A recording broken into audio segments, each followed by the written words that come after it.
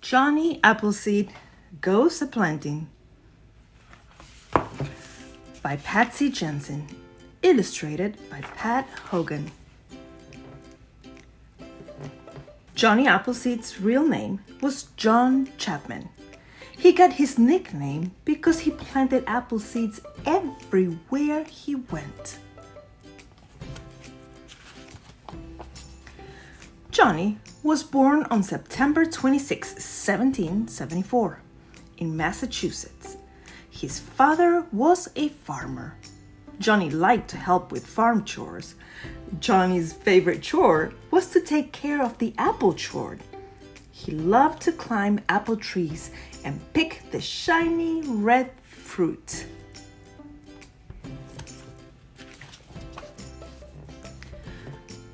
When Johnny was a young man, people began to move west to settle in Ohio and other faraway places.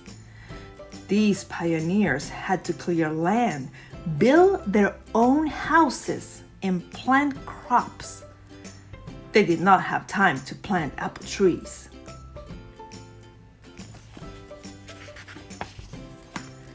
Johnny was sorry to hear that the pioneers did not have apple trees.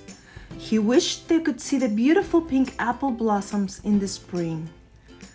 He knew they would enjoy eating nice, crunchy apples in the fall, and they would love to have hot apple pie in the winter. "I must think of a way to help the pioneers," Johnny said. Johnny wanted to give every family an apple tree to take to Ohio. But the pioneers' wagons were already full of the things they needed. No one had room for a tree. Then Johnny had a good idea. He decided to give the pioneers apple seeds to take with them. Whenever he ate an apple, he saved the seeds. Then he put them into leather pouches and gave them to the pioneers who passed his farm. "You must build a small fence after you plant the seeds," Johnny told the pioneers. "Deer like to eat the young plants, and you must keep weeds from growing near the trees." The pioneers were thankful for the seeds, but they did not think they would have time to take care of apple trees. One day, Johnny had even a better idea. "I'm going to go to Ohio," he told his mother and father. "I will plant apple orchards for the pioneers." "But you will be all alone," his father said. "You will miss your family and your friends."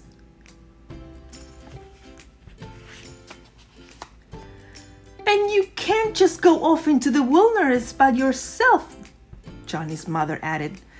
"Think of the wild animals. What if you get stuck in a snowstorm? And where will you sleep?" "I will sleep right under the sky," said Johnny. "The sky is the best roof anyone could ever have."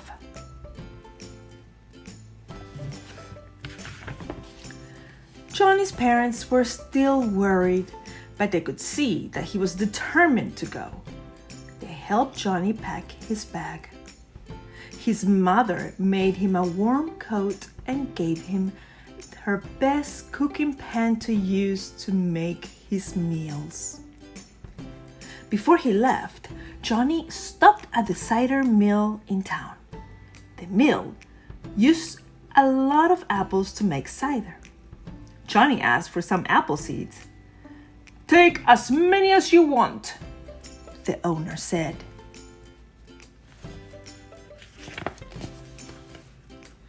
Johnny took so many apple seeds that he couldn't fit everything back into his bag. He decided to wear the pan on his head. "This will make a nice hat," he said.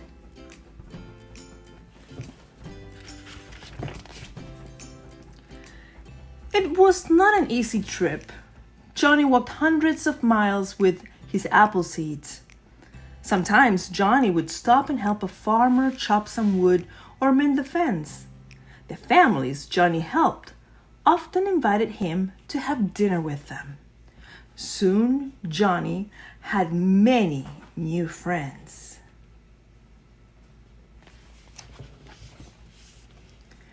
Johnny liked sleeping out under the stars, and his mother need not have worried about wild animals. All the forest creatures loved Johnny. One time, during a terrible snowstorm, Johnny even snuggled up inside a log with a big bear. When Johnny finally arrived in Ohio, he planted seeds along the riverbanks. He used bushes to make prickly fences to protect the seeds. Then Johnny moved on to another place and planted more seeds, but he always made sure to go back to take care for the shoots that were already growing.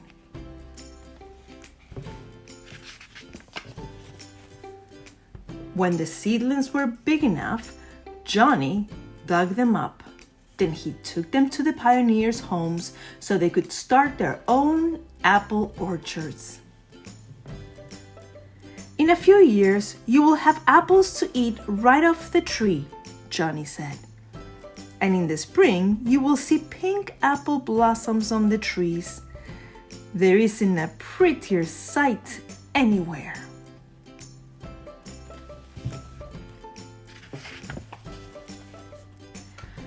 Johnny planted trees near hundreds of cabins in the Ohio Valley.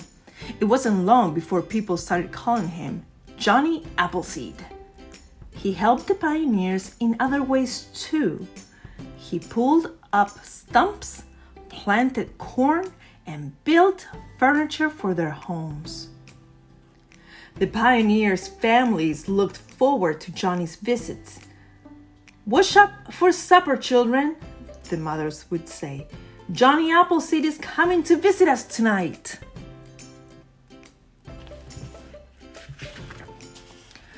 Johnny Appleseed spent his whole life helping people any way he could. Before he died, the Ohio Valley was blooming with apple blossoms, and some people today still think of Johnny Appleseed whenever they see apple orchards. The end. Johnny Appleseed.